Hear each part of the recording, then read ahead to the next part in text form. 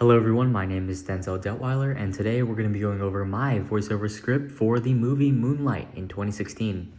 So Moonlight isn't really just a story about growing up, even though that is what it is, but it's a coming of age story, which you can't have a coming of age story without becoming, right? So it follows Kyron, who's a young black guy who's trying to navigate his identity, find love, and confront his own masculinity, which I feel like a lot of younger guys do have to do in today's day and age. So in this, we're kind of focusing on the sound, and the sound does matter. Every sound and every silence in the film reflects that journey, kind of how the emotion hides behind the stillness.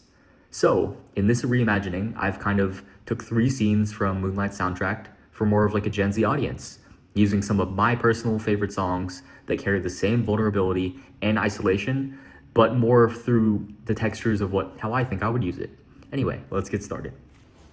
So for scene 1, I picked the beach scene, which takes place where Kyron and Kevin kind of share their first moment of connection, which is a mix of fear, desire, and peace.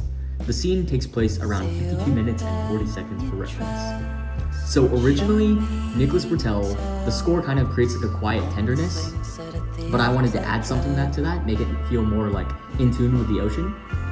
And I decided to replace it with Sunsets by Cigarettes After Sex, which kind of transforms the moment into like almost a hazy dream that's like soft, slow, and infinite.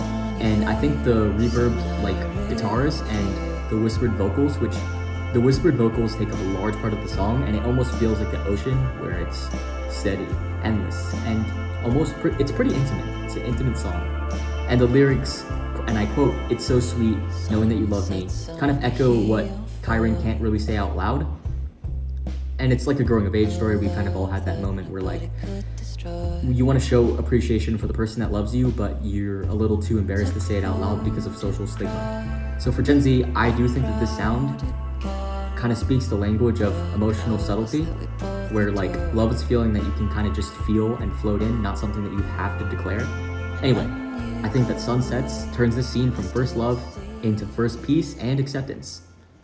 And the next scene is Kyron's transformation, which takes place around an hour and 11 minutes, give or take.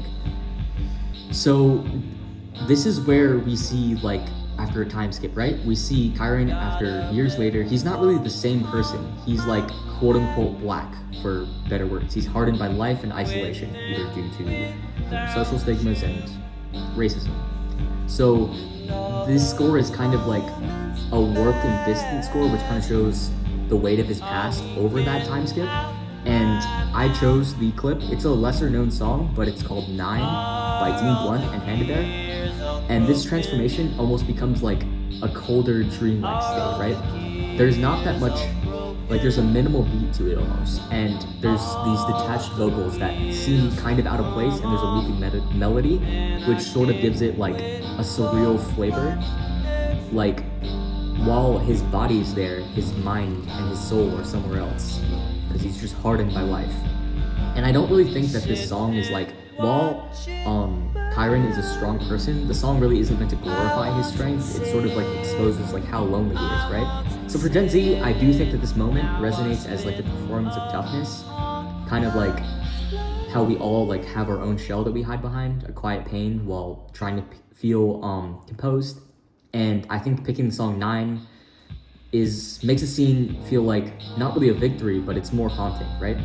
And I do think that this song and that moment from Moonlight makes it extra more fitting for Gen Z. And the final scene that I picked, scene 3, the reunion at the diner, and this scene takes place around 1 hour and 27 minutes, give or take. So this happens when Kyron eventually reunites with Kevin at the diner, and sort of time slows down again. The original score by the composer uses like, I think it's like some original piano music to create a sense of warmth and nostalgia.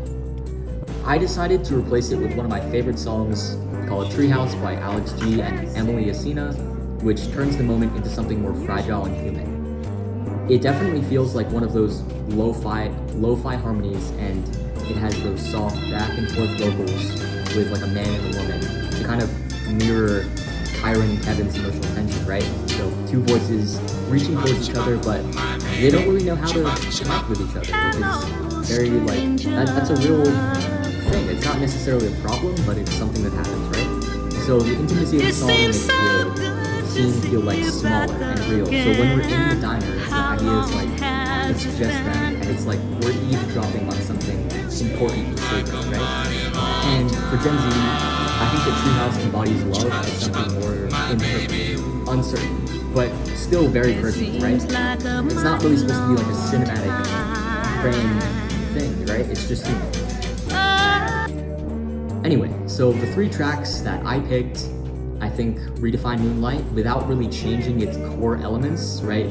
So we have Sunsets, which kind of gives us a tenderness, and the 9 kind of exposes the changes that go on throughout your life. And then Treehouse, I think it like restores a connection and makes it feel like it hits a little close to home, right?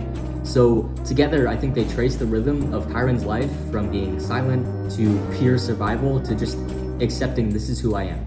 And I definitely think for a Gen Z audience, this soundtrack speaks more with texture and emotion through the feeling of just trying to exist in a world that doesn't always allow it, when you have to just struggle through. So Kyron's story still asks the same question, a question that many people, including myself, have to ask today. Who am I, and when do I finally get to choose?